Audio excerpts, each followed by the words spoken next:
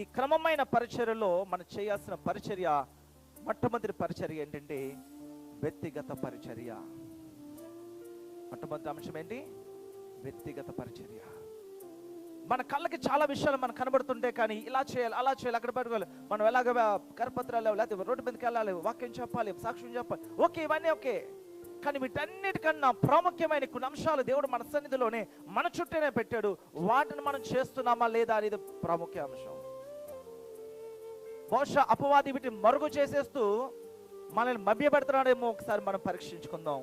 ఈ క్రమమైన విశ్వాసం, క్రమమైన పరిచర్య విధానంలో మనం అందరూ ఉండాలని పరిశుద్ధాత్మ దేవుడు ఆశపడుతున్నాడు. మొట్టమొదటి ఏంటి? వ్యక్తిగత పరిచర్య. చూద్దాం, దేవుని వాక్యం చూద్దాం. చూడండి, ఫిలిప్పీయులకు రాసిన పత్రిక 2వ అధ్యాయము 12వ వచనం. Philippians chapter 2 verse 12. ఫిలిప్పీయులకు రాసిన పత్రిక 2వ అధ్యాయము 12వ వచనము. ఎస్.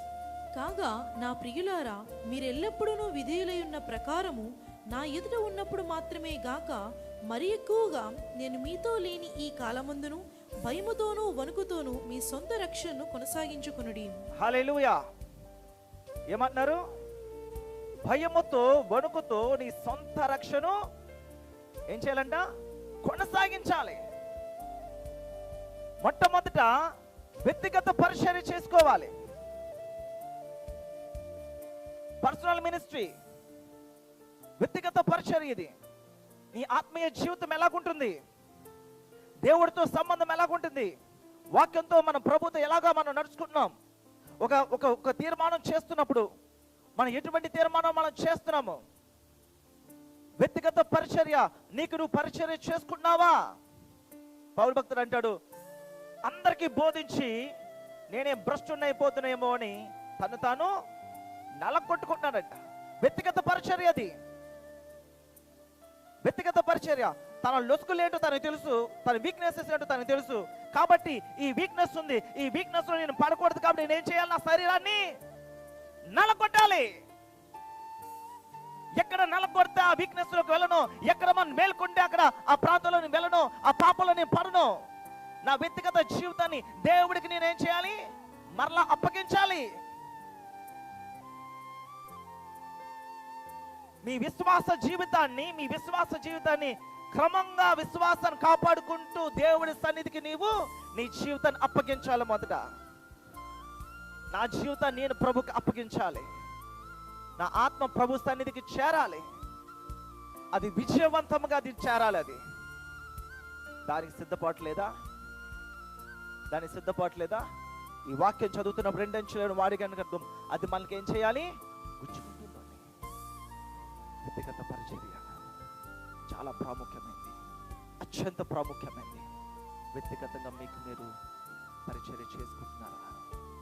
మీ ఆత్మ వెలిగించేలాగున్నారా? మీ ఆత్మ వెలిగించబడుతుందా? నిత్యము మీరు ఇతరులు వెలిగించే స్థితిలోకి మీ ఆత్మీయ జీవితాన్ని కట్టుకుంటున్నారా?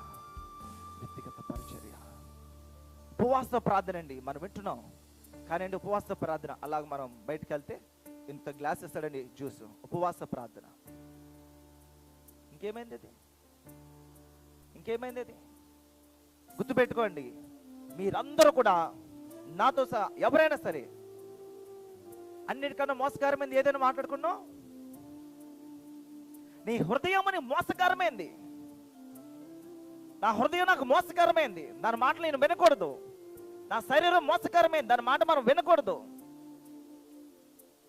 నీ శరీరం మాట నువ్వు విన్నంత వరకు, నీ మనసు మాట నువ్వు విన్నంత వరకు కూడా చెప్తున్నా, జ్ఞాపకం చేసుకోండి, దేవుడి సన్నిధికి మనం దూరంగా వెళ్ళిపోతా ఉంటాం. మనం దట్ మీన్స్ అపవాది దగ్గరగా మనం వెళ్తున్నాము, శాతానికి దగ్గరగా మనం వెళ్తున్నాము, లేకపోతే నరకానికి దగ్గరగా మనం వెళ్తున్నాము.